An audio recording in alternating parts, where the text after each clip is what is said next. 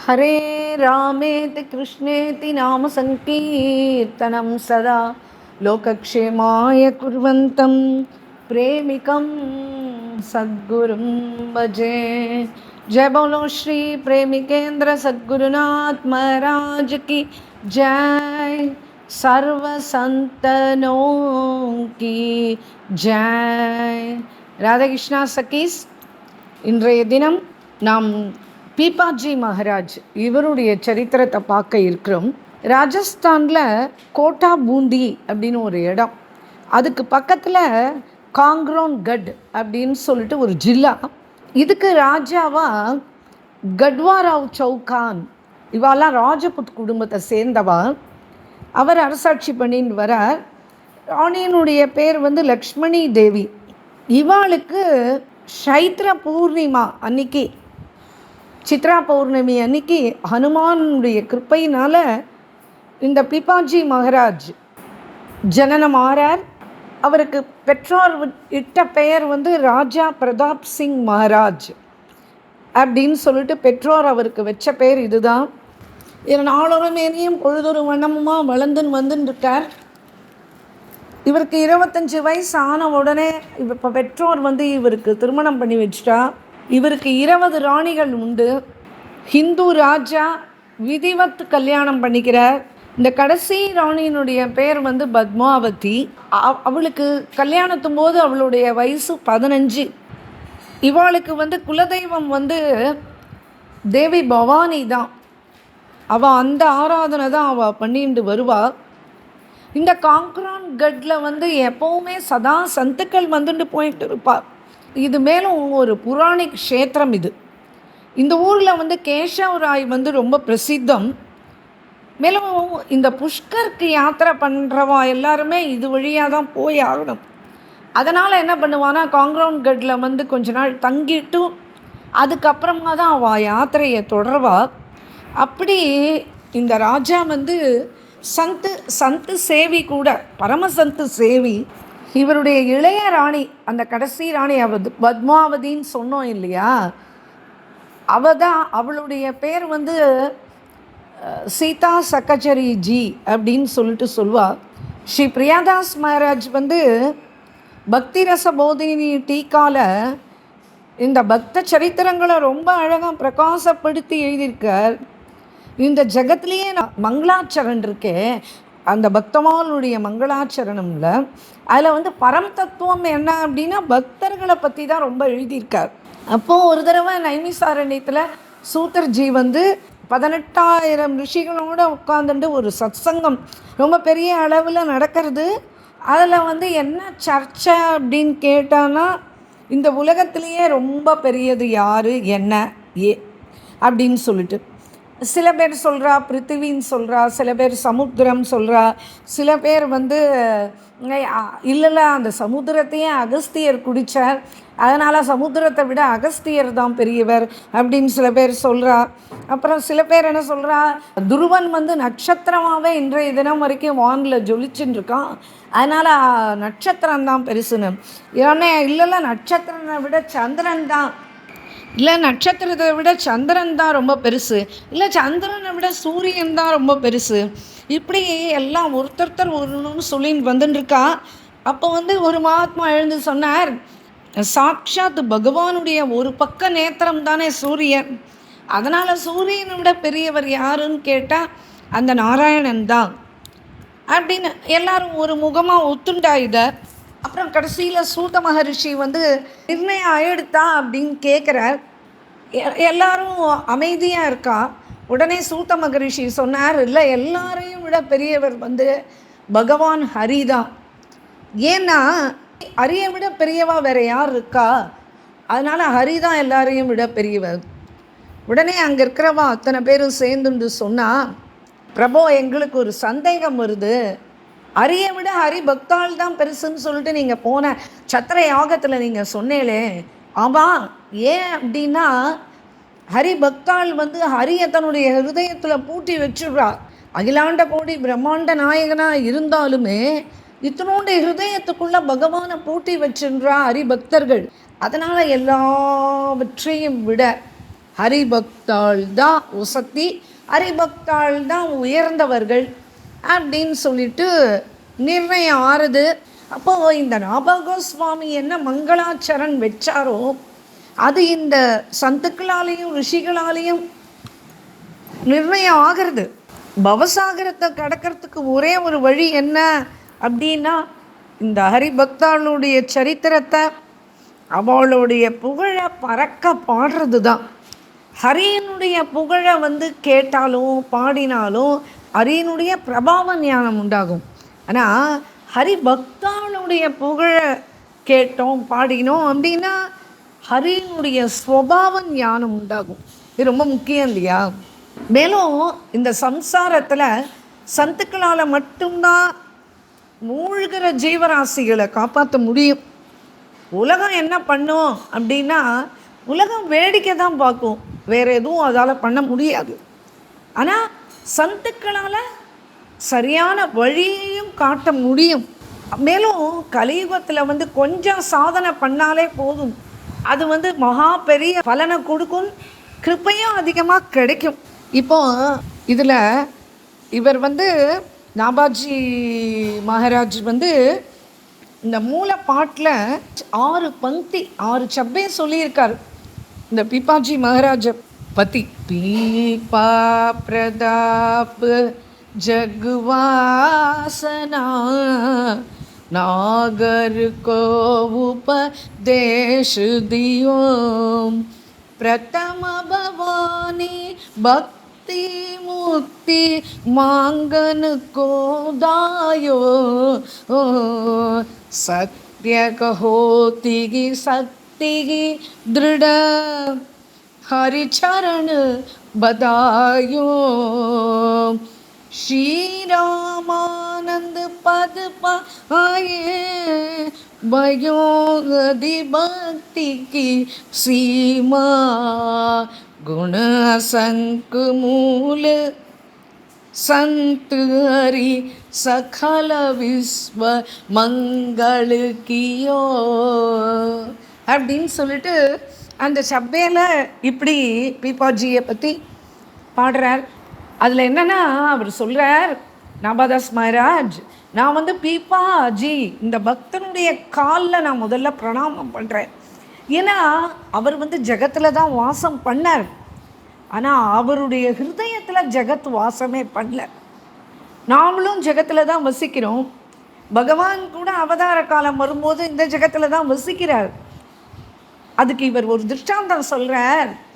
நீரில் ஓடம் போகலாம், ஆனால் அந்த போகிற ஓடத்துக்குள்ளே நீர் வரக்கூடாது. ஏதோ ஒரு 2 டம்ளர் நீர் உள்ளே வந்துடுத்து ஓடத்துக்குள்ளே அப்படின்னா அதை இறச்சி கொட்டிடலாம். ஆனால் ஓடத்துக்கு பூரா நீர் நிரம்பி எடுத்தோன்னு வச்சுக்கோங்க, அப்போ என்ன ஆகும்? ஓடத்தை ஓட்டுறவனும் சரி, ஓடத்தில் பயணம் பண்ணுறவனும் சரி, அந்த நீரில் மூழ்கிட வேண்டியது தான். அவளால் கரையும் ஏற முடியாது. அப்போது ஓடமும் மூழ்கி கடைசியில் சமாப்தி ஆக வேண்டியது தான். அப்படி இந்த சம்சாரம்ன்றது இது பவசாகரம். அதில் இந்த தேகம்தான் ஒரு ஓடம். அப்போ இந்த தேகமாகிய இந்த ஓடத்தில் ஜீவாத்மா அமர்ந்துண்டு சம்சாரம் அப்படின்ற இந்த சாகரத்தில் யாத்திரை பண்ணுறான். ஓடம் ஜலத்தில் தானே போகும். அதனால் யார் யார் பகவானை அடைஞ்சாலோ இது வரைக்கும் அவெல்லாம் இந்த சம்சார சாகரத்தை கடந்து பகவானை அடைஞ்சிருக்கா. ஆனால் ஓடம் சாகரத்தில் இருக்கிறது சரிதான், ஆனால் சாகரத்தினுடைய ஜலம் ஓடத்துக்குள்ளே வந்துடுத்துன்னா யாத்திரை அப்படியே நின்று போயிடும். அதுக்கப்புறம் அந்த ஓடம் நீரில் மூழ்கி எல்லாமே சமாப்தி ஆயிடும். அதனால் நம்மளுடைய யாத்திரை, இந்த ஜீவ யாத்திரை அனந்த ஜென்மங்களாக நடந்துகிட்டே தான் இருக்குது. நமக்கும் அப்படிலாம் ஏற்பட்டு தான் இருந்தது.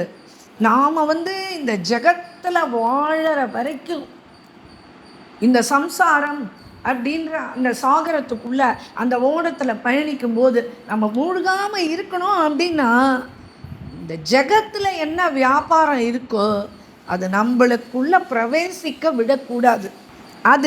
அதுதான் ரொம்ப முக்கியமாக இவர் சொல்கிறது.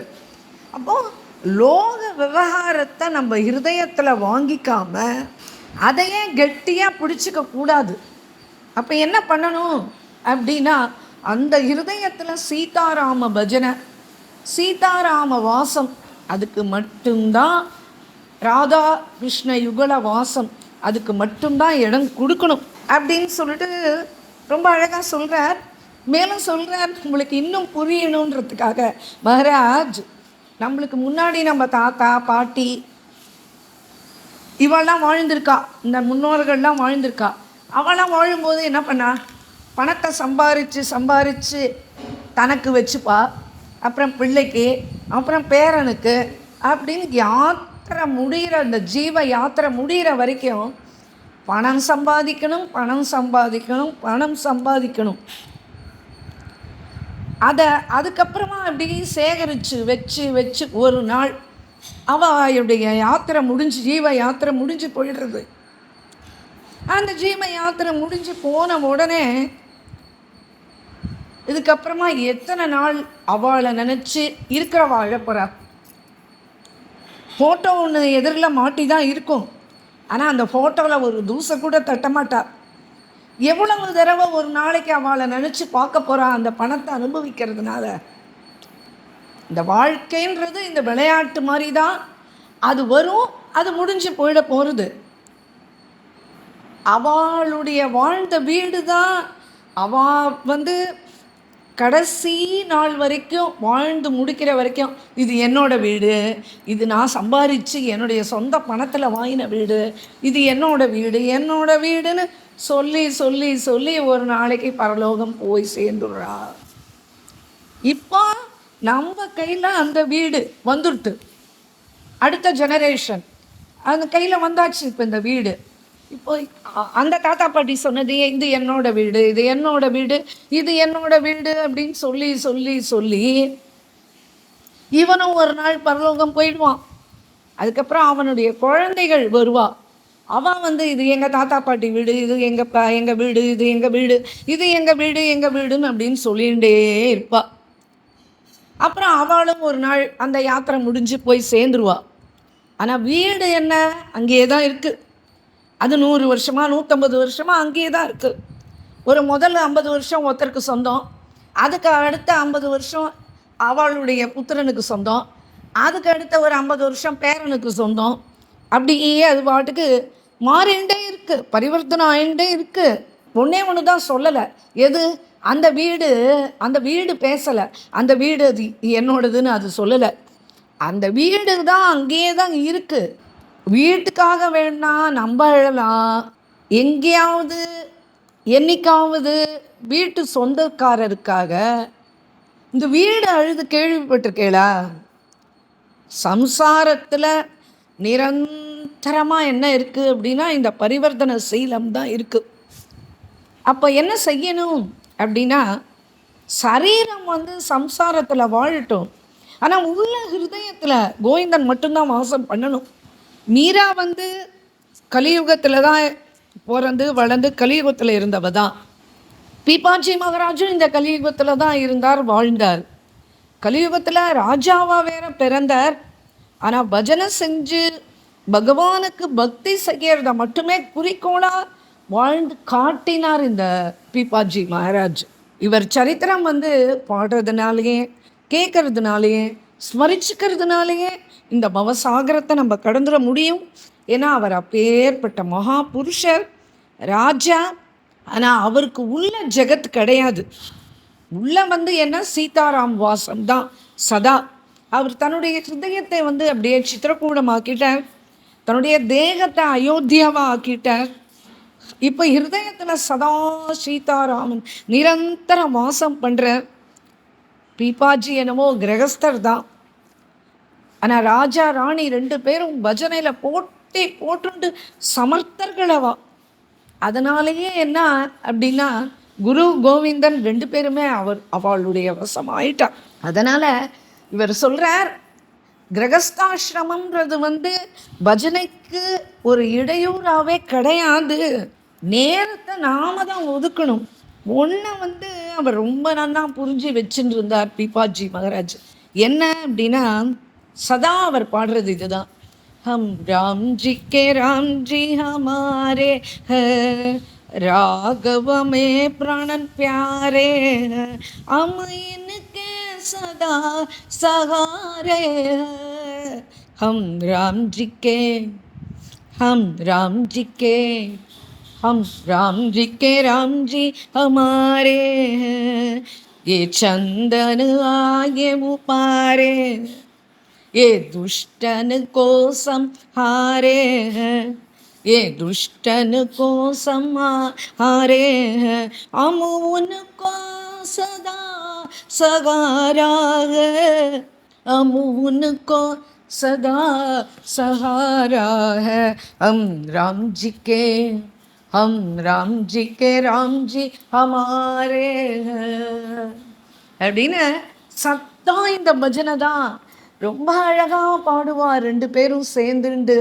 இல்லை என்ன பிரபாவம் அந்த பஜனையினுடைய பிரபாவம், அந்த சத்சங்கத்தினுடைய பிரபாவம், அந்த சத்துக்களுடைய ஆசீர்வாத பிரபாவம், அந்த குருநாதனுடைய கிருபா கடாட்சம் என்ன அப்படின்னா, காட்டில் இவன் போயிட்டே இருக்கும்போது அதெல்லாம் வரும் பின்னாடி. அந்த காட்டில் அவள் போயிட்டே இருக்கும்போது சிங்கம் எதிர்க்க வந்துடுறது, பயங்கரமாக கர்ஜனை பண்ணி வந்துடுறது. அந்த சிங்கத்துக்கு நாம உபதேசம் இவர் பண்ணார், அந்த சிங்கத்துக்கு நாம உபதேசம் பண்ணார். அப்போ பார்த்துக்கோங்க, முதல்ல இவர் பவானியினுடைய பக்தராக தான் இருந்தார். இவா குடும்ப குலதேவியே பவானி அப்படின்னு சொல்லியிருக்கோம் இல்லையா. ஒரு நாள் பவானி கிட்ட கேட்டார், எனக்கு முக்தி வரம் கொடுமா, இந்த பார்ப்பா இந்த முக்தி பக்தி இதெல்லாம் கொடுக்கறதுக்கு இருக்கிற சாமர்த்தியம் முகுந்தன் கிட்ட தான் இருக்கு, என்கிட்ட வந்தால் நான் சம்சாரம் மட்டும்தான் கொடுக்க முடியும் அப்படின்னுட்டா பவானி. அதுக்கப்புறமா இவர் குருநாதர் ராமானந்தாச்சார் அந்த குருவை அடைஞ்சார் அப்படின்றத நம்ம இப்போ பார்ப்போம். இப்போ எப்படின்னா, இவளுடைய குடும்பத்திலேயே இந்த தேவிக்கு பலி கொடுக்கறதுன்றது சர்வசகஜமாக நடக்கும். ஒரு நாட்டுக்கு போர் கிளம்புறாரா, தேவிக்கு பலி. அப்புறம் ஜெயிச்சுட்டு வந்துட்டாரா, உடனே அந்த தேவிக்கு பலி. அப்புறம் ஒரு குழந்தை பிறந்துட்டா உடனே அந்த தேவிக்கு பலி. இப்படி பலி கொடுத்துட்டே இருப்பா அந்த பவானி தேவிக்கு. முதல் குழந்தை இவர் தான் பிறக்கிறார். பிறந்த உடனே தேவிக்கு ஏதாவது பலி கொடுக்கணும், கொடுத்தா. அப்புறம் இப்படி நாளொரும் வேணியும் பொழுதொரும் வண்ணமுமாக இவர் வளர்ந்துட்டு வரார். ஆச்சு இப்போ 25 வயசு ஆனது. இவர் ராஜாவாக முடிசூடப்பட்டு விட்டுட்டார். அதுக்கப்புறமா இவருக்கு 20 ராணிகள், எல்லாரையும் விதிவத்தான் கல்யாணம் பண்ணிட்டு. இந்த கடைசி மனைவியினுடைய பெயர் பத்மாவதி. அவள் கல்யாணம் ஆகி வரும்போது அவளுக்கு வயசு 15. ஆனால் மகாபக்தர். இந்த பீபாஜி மகராஜ் குலதெய்வ ஆராதனை ரொம்ப அழகாக பண்ணுவார். தேவி பக்தர் கூட. இந்த காங்கிரோன் கட்க்கு எப்பவுமே சந்துக்கள் வந்த வண்ணம் போன வண்ணம் இருந்துகிட்டே இருப்பா. சொன்னோம் இல்லையா ஏற்கனவே, இந்த புஷ்கர் யாத்திரை போகிறவா இந்த வழியாக தான் வந்துட்டு போகணும் அப்படின்னு. ஒரு தடவை காங்கிரோன் கட்க்கு ஒரு சந்து குழு இறங்கிட்டு உடனே பீபாஜி மகாராஜுக்கு தெரிய வந்தது. உடனே வேலைக்காரர்கள்லாம் கூப்பிட்டார். அவளுக்கெல்லாம் தங்குறதுக்கு விவஸ்தை பண்ணி கொடுங்கோ, அவளுக்கு ஆகாரத்துக்கு ஏற்பாடு பண்ணுங்கோ, அவளுக்கு என்னென்ன கேட்குறாளோ எல்லாத்துக்கும் அவளுக்கு ஏற்பாடு பண்ணி கொடுங்கோ அப்படின்னு சொல்லிட்டு ராஜா எல்லாத்தையும் சொல்லிட்டு கிளம்பிட்டார். இவாளும் எல்லாம் பண்ணுறா. பூரி, அலுவா, கச்சோடி, ரசகுல்லா எல்லாம் பண்ணுறா. எல்லாத்தையும் பண்ணி என்ன பண்ணுவா, ஆனால் எல்லாத்தையும் எடுத்துன்னு போய் கோயிலில் குலதேவிக்கு முதல்ல நிவேதனம் பண்ணுவாள். அப்புறம் அந்த நிவேதனம் பண்ணதை என்ன பண்ணுவாள், அங்கே சத்திரத்துக்கு எடுத்துன்னு போயிடுவாள். அந்த சந்துக்கள் தங்கியிருக்கா இல்லையா, அந்த சத்திரத்துக்கு எடுத்துன்னு போயிடுவாள். அந்த சத்திரத்தில் எடுத்துகிட்டு போய் அந்த அந்த சாதுக்களுக்கெல்லாம் பரிமாறுவாள். பரிமாறி அவளுக்கு வேண்டியதெல்லாம் சேவை சுசுரூட்சை எல்லாம் பண்ணி அவள் பஜனை பண்ண ஆரம்பிப்பாள். ராஜா பஜனையில் கலந்துப்பார். இப்படி போயின்னு இருந்தது. ஒரு தடவை இப்படியே அந்த மாதிரி இந்த சந்து குழு வந்திருக்கும் போது ஒரு வைஷ்ணவ சன்னியாசி ஒருத்தர் வந்திருந்தார். அவர் சொன்னார், இந்த பாருப்பா, நான் ஸ்ரீகிருஷ்ணனுக்கு என்ன நிவேதனம் ஆச்சோ அந்த பிரசாதம் தான் நான் சாப்பிடுவேன் அப்படின்ன உடனே அந்த சேவக்கால் கேட்டா, ஏன் அப்படின்னா நீங்கள் தேவிக்கு நிவேதனம் ஆனது சாப்பிட மாட்டேளோ அப்படின்னு கேட்டா. உடனே அப்படி கேட்ட உடனே அவர் சொன்னார், இது பாருப்பா, பேதம்லாம் என் மனசில் எதுவும் கிடையாது. இதுக்கு காரணம் நியமம்தான். நான் ஒரு நியமம் வச்சுருக்கேன், என்னுடைய கிருஷ்ணனுக்கு நிவேதனம் பண்ணிவிட்டு நான் சாப்பிட்ணும் அப்படின்ட்டு. ஏன்னா நான் வைஷ்ணவன், அதுக்கும் மேலே சர்வோபரி எனக்கு பகவான் கிருஷ்ணன் தான் எல்லாமே. அதனால் அவனுக்கு நிவேதனாகி அவன் சாப்பிட்டாவிட்டு தான் நான் சாப்பிடுவேன். மேலும் எல்லா தெய்வத்துக்கும் மூலம் வந்து ஸ்ரீ ஹரி தானே அப்படின்னு சொல்லிட்டு சொல்கிறார். சொன்ன உடனே அங்கே இருக்கிறவங்களாம் சர்ச்சையை கிளப்புறா. உடனே அவர் சொன்னார், இதோ பாருங்கோ, ஸ்ரீகிருஷ்ணனுக்கு நிவேதனம் பண்ணதை நீங்கள் அம்பாளுக்கு நிவேதனம் பண்ணலாம் தாராளமாக, அதில் எந்த தவறுதலும் கிடையாது. ஆனால் தேவிக்கு தெய்வங்களுக்கு மற்ற தெய்வங்களுக்கு நிவேதனம் பண்ணினதை அதை வந்து ஸ்ரீகிருஷ்ணனுக்கு நிவேதனம் பண்ண முடியாது. அதனால் அப்போ நவராத்திரியில் என்ன பண்ணுவேன் அப்படின்னு அவள் கேட்குற அடுத்த கேள்வி. உடனே அதுக்கு இவர் சொல்கிறார், பாருங்கோ, அல்வா அப்படிலாம் ஏதோ விசேஷ நிவேதனம் பண்ணுவோம், நவராத்திரி நாட்கிழமை பர்வாதினம் வந்தால் பண்ணுறது தான். ஆனால் அதெல்லாம் என்ன பண்ணுவோம் அப்படின்னா, ஒரு தட்டில் எடுத்து ஸ்ரீகிருஷ்ணனுக்கு நிவேதனம் ஆகி இன்னொரு தட்டில் அதை மீதி இருக்கிறத வச்சு அதை அம்பாளுக்கு நிவேதனம் பண்ணலாமே கண்டு முதல்ல சமர்ப்பணம் வந்து பகவானுக்கு தான். ஏன் அப்படின்னா அவளே ஸ்வயம் கிருஷ்ண பஜனை தானே பண்ணுறா. இப்போ சக்தி தேவியே பகவானுடைய பக்த தானே. இதை இன்னும் உங்களுக்கு நான் தெளிவாக சொல்லணும் அப்படின்னு நீங்கள் நினச்சேன்னா சந்துக்களே, இந்த ஜெகநாதனுக்கு பின்னாடி விமலா தேவி பார்வதி தேவி தானே 1000 வருஷம் ஏற்கனவே நம்ம பார்த்துருக்கோம் இந்த சரித்திரம். இந்த ஜெகநாத பிரசாதம்னு ஒன்று பார்த்துருக்கோம், அதில் ரொம்ப டீட்டெயில்டாக வரும். அந்த ஜெகநாதனுக்கு பின்னாடி இருக்கிற விமலா தேவி சாக்ஷாத் பார்வதி தேவி, அவள் வந்து 1000 வருஷம் தபஸ் பண்ணா. எதுக்கு? இந்த ஜெகநாத பிரசாதத்துக்காக தான். அப்புறம் அவள் வந்து விமலா ரூபியாக வந்து அந்த வரம் பெற்றுண்டு அந்த ஜெகநாதத்திலேயே அவள் வாசம் பண்ணுறா இன்றைய தினம் வரைக்கும். இன்றைக்கும் ஜெகநாதனுக்கு போக ஆன உடனே அத்தனை பிரசாதமும் நேரம் விமலா தேவியினுடைய சன்னதிக்கு வரும். அங்கே அதை சமர்ப்பணம் பண்ணாவிட்டு அதுக்கப்புறம் அது வெளியில் வரும்போது தான் அதுக்கு பேரே மகா பிரசாதம்னு ஆகும். அப்போது சிவன் பார்வதி உள்பட எல்லாருமே கிருஷ்ண பக்தாள் தான், எல்லாருமே ஹரி பக்தாள் தான், அதில் எந்த சந்தேகமும் இல்லை. அதனால் சர்வோபரி பகவான் ஸ்ரீகிருஷ்ணன் அவனுக்கு நிவேதனம் ஆனதை ஸ்ரீ அம்பாளுக்கு நம்ம நிவேதனம் பண்ணலாம் அப்படின்னு சொல்லிட்டு இப்போ இந்த வைஷ்ணவர் என்ன சொன்னார், நீங்கள் இப்போது எடுத்துன்னு வந்து வச்சிருக்கிறத என்னால் சாப்பிட முடியாது அப்படின்னு சொல்லிட்டார். உடனே அவா சொன்னால், நீங்கள் இப்படி சொன்னால் நாங்கள் வந்து உங்கள் பசி ஆறணும், நாங்கள் என்ன பண்ணணும், எல்லாம் ராஜா எங்களை கடிஞ்சுப்பார், நாங்கள் என்ன பண்ணணும். மேலும் சமைக்கிறது வந்து வைஷ்ணவா சமைக்கலையே, நாங்கள் வைஷ்ணவா சமைச்சு தான் சாப்பிடுவோம். அதனால் நீங்கள் கச்சா சாமானை எங்களுக்கு கொடுத்துருங்க, எல்லாத்தையுமே கோதுமை மாவு, நெய், சர்க்கரை, அல்வாக்கு வேண்டிய சாமான்கள் என்னென்ன உங்ககிட்ட இருக்கோ, அரிசி பருப்பு எல்லாம் கொண்டு வந்து கொடுத்துருங்க கச்சா சாமானா.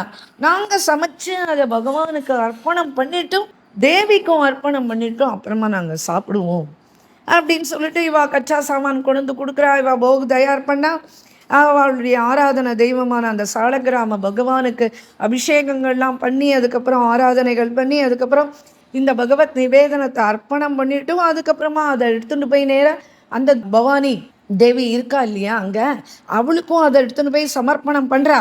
அப்போது வைஷ்ணவர்கள் தேவியை வணங்க மாட்டா அப்படின்லாம் ஒன்றும் கிடையாது. வைஷ்ணவர்கள் தேவி ஆராதனையும் பண்ணுமா, ஆனால் அது சௌமிய ரூபத்தில் இருக்கிற காத்தியாயினி மகாமாயி தான். ஏன்னா அவள் ஹரிபக்தி பிரதாயினி இல்லையா காத்தியாயினி.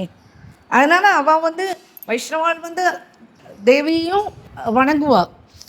இப்போ இந்த வைஷ்ணவர்கள் வந்து அந்த பவானி தேவிக்கு வந்து இந்த பிரசாதத்தை காண்பிச்ச உடனே இன்னைக்கு தேவி ரொம்ப பிரசன்னமாயிட்டான். அவன் வாய் திறந்து பேசுகிறா அந்த வைஷ்ணவன் கிட்ட, எனக்கு இன்னைக்கு தான் முதல் தடவையாக வயிறு ரொம்ப திருப்தியாக நான் போகு சாப்பிட்டேன். ஏன்னா இது வந்து ஸ்ரீ ராமகிருஷ்ணனுடைய பிரசாதம், அதுதான் இன்றைக்கி எனக்கு கிடச்சிது, நான் சந்தோஷமாக இருக்கேன், திருப்தியாக இருக்கேன் அப்படின்னா. அந்த மகாத்மா வந்து நிவேதனம் பண்ணாரே, அந்த மகாத்மா இந்த தேவியினுடைய வாக்கு கேட்ட உடனே சந்தோஷமாகிறார், ரொம்ப சந்தோஷமாயிட்டார். அப்போ அந்த க்ஷணம் அந்த மகாத்மாவுடைய மனசில் என்ன தோணித்து அப்படின்னா, இந்த ராஜாவும் இந்த குலதேவியை வந்து ரொம்ப கொண்டாடுறார். இந்த தாம்சிக் பாவத்தில் வந்து வழிபாடெல்லாம் பண்ணுறார். ஆனால் அதே இவர் வந்து வைஷ்ணவர் ஆயிட்டார் அப்படின்னா இது அவரால் இந்த ஜெகத்துக்கே பெரிய கல்யாணம் நடக்குமே அப்படின்னு நினைக்கிறார்.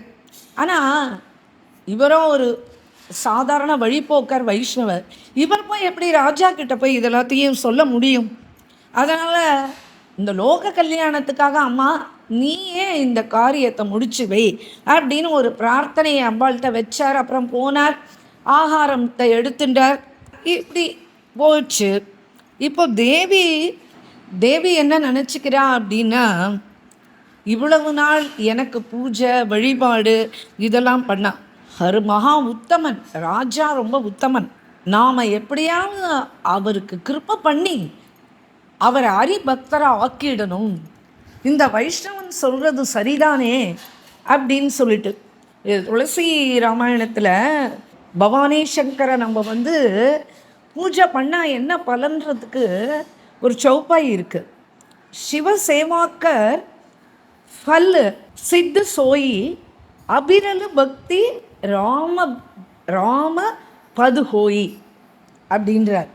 அதாவது என்னென்னா, சிவசேவானி விடாமல் இடைவிடாமல் பண்ணின்னே இருந்தால் அது என்னத்தில் எடுத்துட்டு போய் விடும் அப்படின்னா, ராம பதத்தில் இடைவிடாத பக்தி அது தானாக ஏற்பட்டுடும் அப்படின்னு சொல்லிட்டு துளசி ராமாயணத்தை இந்த இடத்துல இவர் வந்து அந்த பதத்தை வந்து என்ன சிவ வழிபாடு பண்ணாலுமே அது ராம பக்தியில் தான் எடுத்துன்னு போய் சேர்க்கும், ஹரி பக்தியில் தான் அது கொண்டு போய் விடும் அப்படின்றதுக்கு அந்த இதை சொல்கிறார், அந்த ஸ்லோகத்தை சொல்லிக்கிறாருங்க. இப்போ தேவி வந்து திருவாய் மலர்ந்தருள்றார். எனக்கும் இதுதான் விருப்பம், ஆடு மாடுகளை வெட்டுறதும் தாமச பூஜை பண்ணுறதும். என்ன ஆச்சு அப்படின்னா, இப்போ என்னுடைய ரூபமே பகிரங்க மாயாவாக ஆயிடுத்து. ஆனால் நான் இந்த ராஜாவுக்கு கிருப்பை பண்ணுறேன் அப்படின்னு சங்கல்பம் பண்ணிக்கிறான். ஏன்னா வைஷ்ணவ பக்தாளை கண்டா அம்பாளுக்கே ஒரு தனி பிரியமா. இப்போது ராத்திரி என்னமோ இன்றைய தினம் ராத்திரி ராஜாவுக்கு தூக்கமே பிடிக்கல. ராஜாவுக்கு ஒரு சொப்பனம் வருது. என்ன தெரியுமா, இத்தனை நாள் எத்தனை ஆடு மாடுகளை பலி கொடுத்தாரோ அது அத்தனையும் அப்படியே பிரேத ரூபத்தில் வந்து ராஜாவை இழுத்து போட்டு அடிக்கிறது, கீழே தள்ளுறது, காலால் மிதிக்கிறது. உடனே பீப்பாஜி இது சொப்பனம் தான், ஆனால் பயந்து அப்படியே கட்டிலேருந்து உருண்டு கீழே விழுந்துட்டார் ராஜா. மனம் வந்து பயத்தில் பயங்கரமாக துடிக்கிறது, ரொம்ப துக்கப்படுறார்.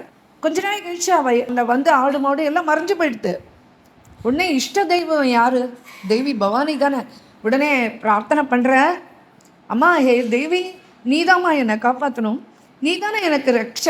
ஆனால் நான் இப்போ இன்றைக்கி இந்த பெரிய தர்ம சங்கடத்தில் நான் மாட்டின்னு கொஞ்ச நாள் நான் அவஸ்தைப்பட்டேனே அப்படின்னு தேவியிட்ட நமஸ்காரம் பண்ணுறார். இப்போ தேவி உண்மையாகவே பிரகடனம் ஆயிட்டா. அப்போ பீப்பாஜி நமஸ்காரம் பண்ணுறார். அம்மா இன்றைக்கி ஏம்மா எனக்கு இப்படி ஒரு திருஷ்யம் ஏற்பட்டது, நீ கூட என்னை காப்பாற்றுறதுக்கு வரவே இல்லையே ஏம்மா அப்படின்னு கேட்குறாரு.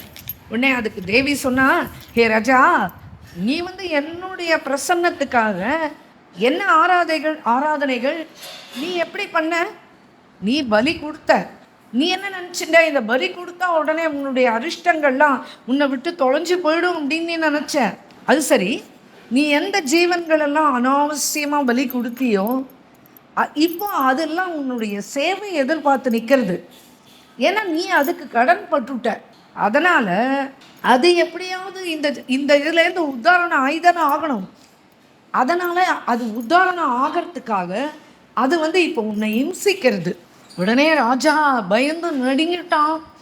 ராஜா சொன்னான், அம்மா எவ்வளவு பூத பலி கொடுத்துருக்கேம்மா என்னுடைய வாழ்க்கையில், இப்போ எனக்கு இந்த துக்கத்துலேருந்து நீதாம்மா முக்தி கொடுக்கணும். எல்லாம் தெரியாமல் நடந்து போயிடுது என்னுடைய வாழ்க்கையில். ஏன்னா அதெல்லாம் என்னுடைய பாபம், என்னுடைய கர்மம். நான் அப்படி தான் நினச்சிக்கிறேம்மா. ஆனால் இந்த துக்கத்தை தொலைச்சி எனக்கு இந்த துக்கத்துலேருந்து ஒரு முக்தி கொடுமா அப்படின்னு. அதே மாதிரி இத்தனை நாள் முன்னையே ஆராதனை பண்ணி பண்ணி பண்ணி பண்ணி தேவி பக்தனாக நான் இருக்கேன். இப்போ நான் வந்து ஹரிபக்தனாக ஆகணுனாலும் அதுக்கும் நீதாம்மா எனக்கு கிருப்பை பண்ணணும், அந்த பக்தியை ஹரிபக்தியை நீதாம்மா கொடுக்கணும். இன்னை தேவி சொன்னா, ராஜா பாருப்பா, என்னால் முன்னே ஒன்று தான் கொடுக்க முடியும். அது என்ன அப்படின்னா, சம்சாரத்தில் ஐஸ்வர்யத்தை கொடுக்க முடியும், சம்சாரத்தை கொடுக்க முடியும். இந்த முக்தி பக்தி இதெல்லாம் நான் கொடுக்க முடியாது. ஏன்னா முக்தி தாத்தா வந்து முகுந்தன் தான், அவன்தான் பக்தியும் முக்தியும் கொடுக்க முடியும்ப்பா அப்படின்னு திண்ணமாக சொல்லிட்டா.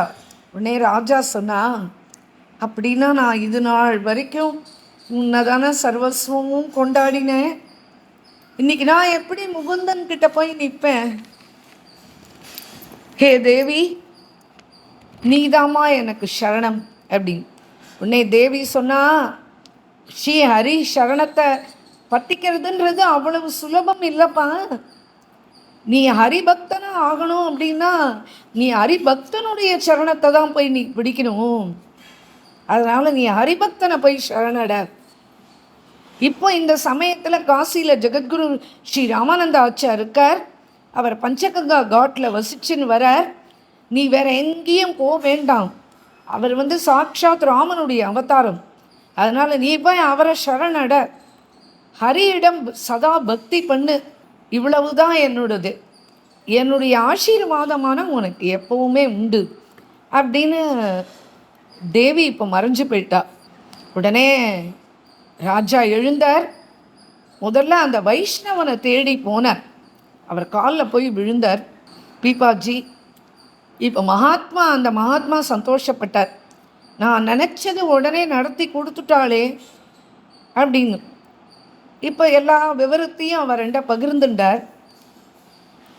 நீ தேவி சொன்ன மாதிரியே பண்ணுப்பா அப்படின்ட்டார் அந்த வைஷ்ணவர். இப்போ அதே அன்னைக்கே அந்த க்ஷணமே ராஜா அப்படியே போட்டபடி காசி கிளம்பிட்டார். சைனிக், மந்திரி, சேனாதிபதி, மனைவி, மக்கள் எல்லாம் வந்து தடுக்கிறா. ஆனால் யாரையும் ஏன் எடுத்து கூட பார்க்கல. ராஜா திட நிஷ்டையோட கிளம்பிட்டார். மந்திரி சொன்னார், ராஜா சைனிக்கு இல்லைனா யானை குதிரை இதில் நீங்கள் போங்க, பல்லக்கு வேணும்னாலும் நாங்கள் எடுத்துட்டு வரோம், நீங்கள் ஆனால் இப்படி நடந்து நடந்து நடந்து போகக்கூடாது அப்படின்னு சொன்ன உடனே ராஜா சொன்னார், இதெல்லாம் எனக்கு எதுவுமே தேவைப்படாது. ஆனால் அப்படி விட முடியுமா?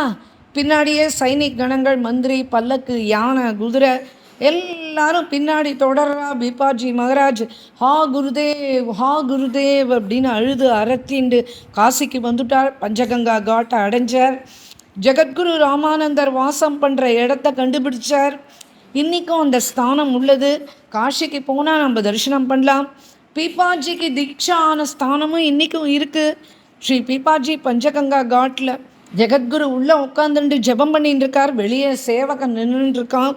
ராஜா வந்தார், சேவகக்கிட்ட கேட்டார், எனக்கு ஜெகத்குரு ராமானந்த பகவானை சந்திக்கணும், அதுக்காக வந்திருக்கேன். உடனே சேவக் கேட்டால், ஆமாம் நீங்கள் யார்?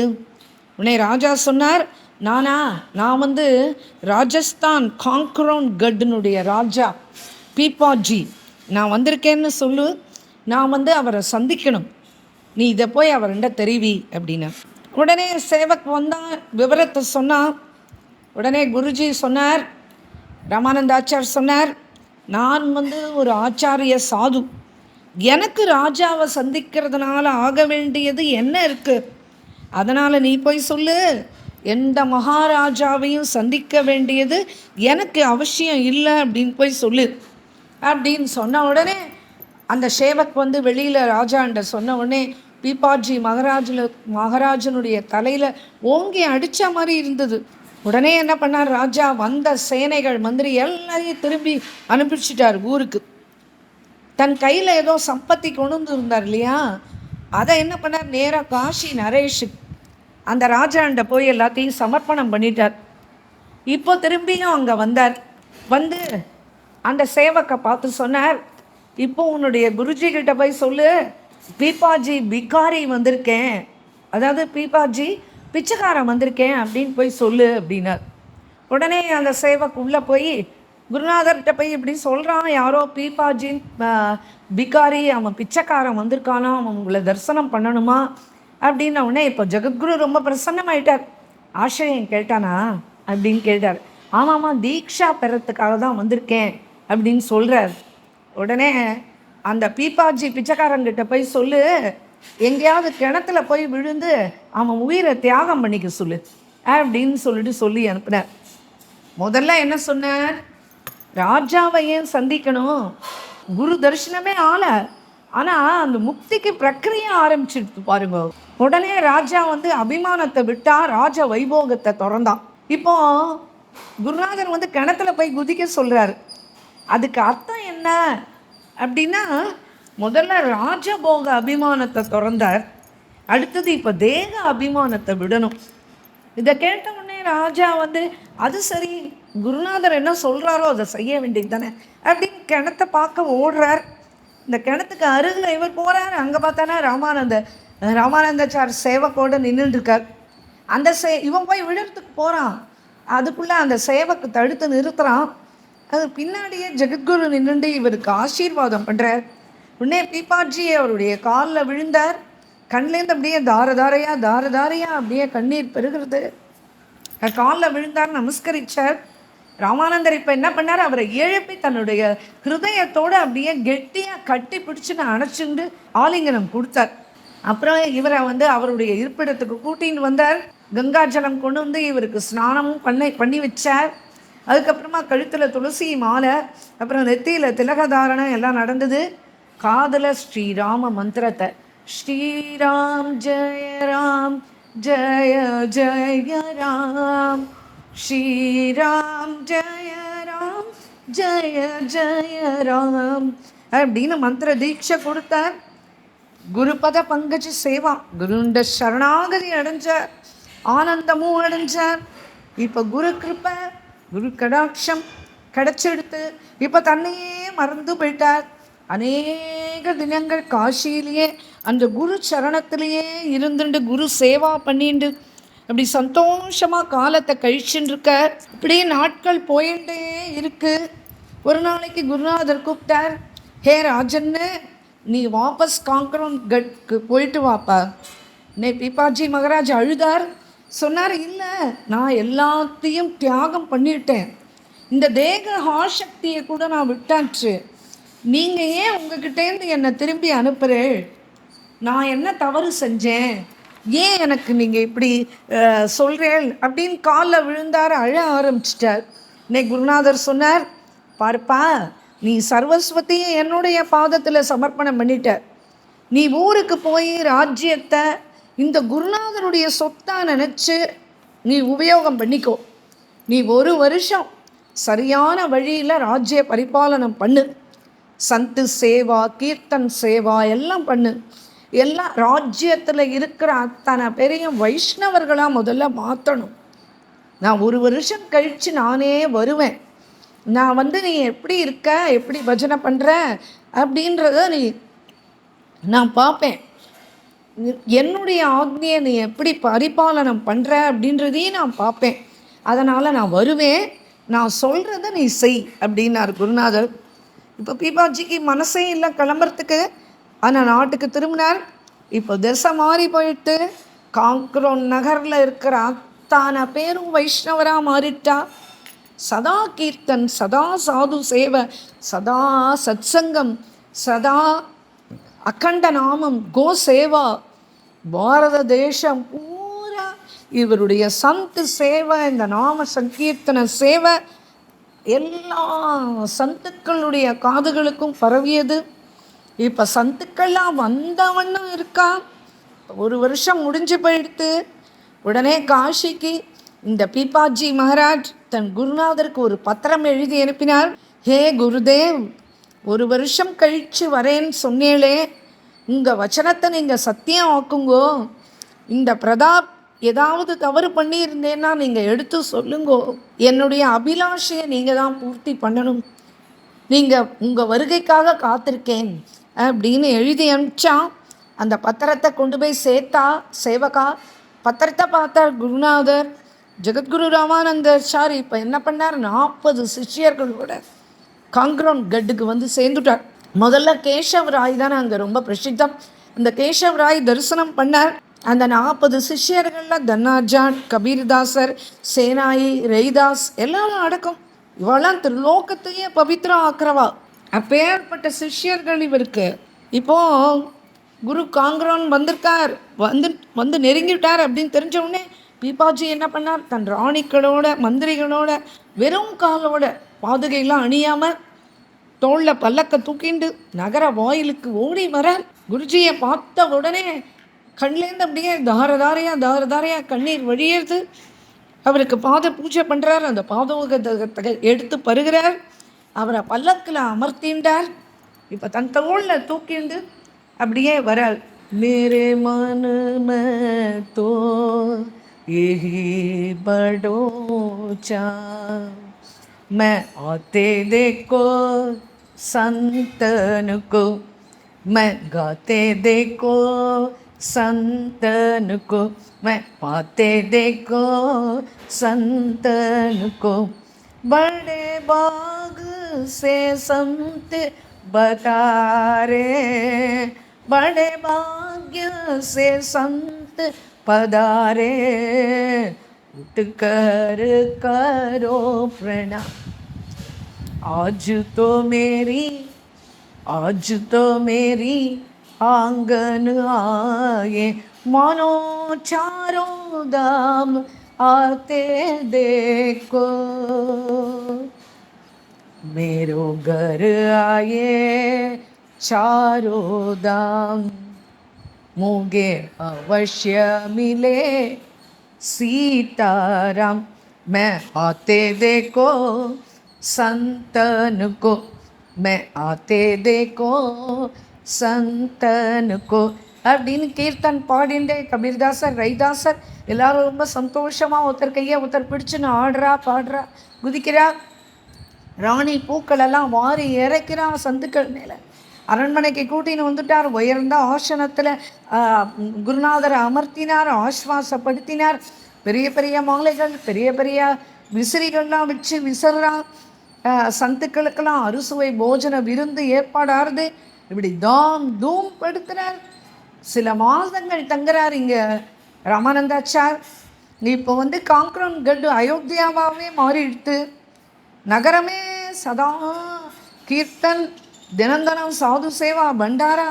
இப்படி குருஜி இப்போப்பா வந்து நாளாயிடுத்து, நான் மேலும் யாத்திரையை தொடரணும். உண்மையிலேயே துவாரகா யாத்திரையாக தான் நான் இப்போ கிளம்பி வந்திருக்கேன். இந்த க்ஷேத்திர யாத்திரை எனக்கு ஒன்றும் முக்கியமான உத்தேசம் கிடையாது. ஆனால் யாத்திரை போகும்போது உள்ள வழியில் வர ஊரில் இருக்கிற அத்தனை பேருக்கும் இந்த பக்தி பிரச்சாரம் பண்ணி எல்லாரையும் வைஷ்ணவால ஆக்கணும். அந்த கிராமமாக அப்படியே இவருடைய சிஷ்யராக ஆயிடுவா. எல்லாரும் வைஷ்ணவராக மாறிடுவாங்க. இப்போ பீப்பாஜி அழ ஆரம்பித்தார். நீங்கள் காசியில் வச்சு என்னண்ட என்ன சொன்னேன், நீ 1 வருஷம் போய் ராஜாங்க வேலையை கவனி, பிறகு நான் வரேன், உன்னை நான் ஸ்வீகரிச்சுக்கிறேன் அப்படின்னு நீங்கள் சொன்னேளே.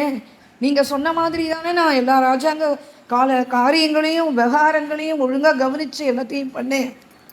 இதுக்கு மேலே எனக்கு புத்தி வந்து இதில் செல்லாது. எனக்கு இந்த ராஜாங்க காரியத்தில் எந்த அவசியமும் இல்லை. உங்கள் சரணத்தில் எனக்கு புகலிடம் கொடுக்கணும். ஏன்னா இவருக்கு சந்தானம்லாம் ஒன்றும் கிடையாது. இவருக்கு ஒரே ஒரு சகோதரன் தான். அவனோட பேர் வந்து கல்யாண்ராவ். அவருக்கு ஒரே ஒரு புத்திரன் தான். அவனோட பேர் வந்து போஜராஜ். அதனால் அவர் சொல்ல, அவன் நல்ல வயசுக்கு வந்தாச்சு, அதனால் நான் இப்போ வந்து அவனண்ட ராஜ்யத்தை வழங்கிட்டு உங்களுடைய சரண சேவையில் என்னை ஆக்ஞாபிச்சு நீங்கள் சேர்த்துக்கணும், இதுதான் எனக்கு வேணும் அப்படின்னு அழகாம். உடனே குருநாதர் சொன்னார், பீப்பாஜி எனக்கும் புரியறது நீ என்ன சொல்கிறேன்னு. உனக்கு ஒரு பந்தனமும் இல்லை. ஆனால் என்னை பொறுத்த வரைக்கும் நீ வனத்தில் இருந்தாலும் சரி, ராஜ்யத்தில் இருந்தாலும் சரி, ஒரே மாதிரி தான் நீ இருப்பேன்னு எனக்கு தெரிஞ்சு போயிடுது. ஆனாலும் நீ இன்னும் கொஞ்ச காலம் இங்கேயே இருந்து ராஜாங்க வேலைகளை பாரேன். ராஜா சொன்னார், இல்லை குருநாதரே, நான் வாழ்க்கைன்றதை பூரா புரிஞ்சு அனுபவித்து முடிச்சுட்டேன். எனக்கு இனிமேல் வாழ்க்கையில் எந்த செய்யும் கிடையாது. சரீரம் நன்னா இருக்கும்போதே நான் உங்களை கூட வந்து பஜனை சேவா அப்படின்னு மீதி வாழ்நாளை கழிக்கணும். எனக்கு குரு கிருப்பை தான் முக்கியம், எனக்கு இதெல்லாம் முக்கியம் இல்லை. உடனே குரு சொன்னார், சரி அப்படின்னா நீ அவளெல்லாம் கூப்பிடு, உன் தம்பியினுடைய பையன் அவளெல்லாம் கூப்பிடு அப்படின்னார். உடனே அவளாம் வந்து நமஸ்கரிச்சுட்டாங்க குருநாதரை. உடனே குருனுடைய எதிரில் இவன் இப்படி சொல்கிறானே பீப்பாஜி அப்படின்னு குருநாதர் கேட்க, அவன் வந்து இல்லை நாங்கள் இனிமேல் இந்த ராஜ்ய பாரத்தை ஏற்றுக்கிறோம், அவருக்கு வந்து ரொம்ப நாளாகவே சாதுவாக ஆகணுன்றது தான் ஆசை, அதனால் அவர் என்ன நிச்சயம் பண்ணாரோ அந்த மாதிரி அவருடைய விருப்பப்படி அவர் நடந்துக்கட்டும், அவர் எந்த வழியில் ராஜாங்க காரியங்களை கவனித்தாரோ அதே வழியில் நாங்களும் நடப்போம் அப்படின்னு சொல்லிட்டு அவள் சொல்லி விட பெற்றுக்கிறான். இப்போ பீப்பாஜியினுடைய ராணிகள்லாம் வந்து நீங்கள் சாதுவாக போகிறேன் அப்படின்னா நான் அப்போ எங்களுடைய கதியெல்லாம் என்ன, அப்போ நாங்களும் உங்களோடையே வரோம் அப்படின்னு அடம் பிடிக்கிறா. ராஜாவும் பல விதத்தில் சொல்லி பார்த்தார், ஆனால் அவள்லாம் ரொம்ப துக்கத்தோடு இல்லைல்ல நாங்கள் உங்களோட வந்து தான் ஆகும் அப்படின்னு. அந்த காலத்தில் அல்பின்னு ஒரு ட்ரெஸ்ஸு, அது என்ன அப்படின்னா ஃபுல்லாக கம்பளியாலேயே ஆகிருக்கும் அந்த அலுப்பி. அது ரொம்ப நாளையெல்லாம் போட்டுக்க முடியாது, அது ரொம்ப உறுத்தும். அது என்னன்னா தலை வழியாக அப்படியே போட்டுக்கணும், அது கால் வரைக்கும் அப்படியே ஒரே ஆடை தான், அது அப்படியே தொங்கும் தலையிலேருந்து கால் வரைக்கும். அப்புறம் பல்லக்கு சேவைலாம் கிடையாது. அப்புறம் அந்த நகைகள் ஆபூஷணங்கள்லாம் இங்கேயே கழட்டி வச்சிடணும், எதையும் போட்டுட்டு வரக்கூடாது. அப்புறம் கண்டிப்பாக காலணியை அணியவே கூடாது, பாதுகை கிடையாது, வெறும் காலோடு தான் நடக்கணும் அப்படின்னு இதெல்லாம் சொல்கிறா.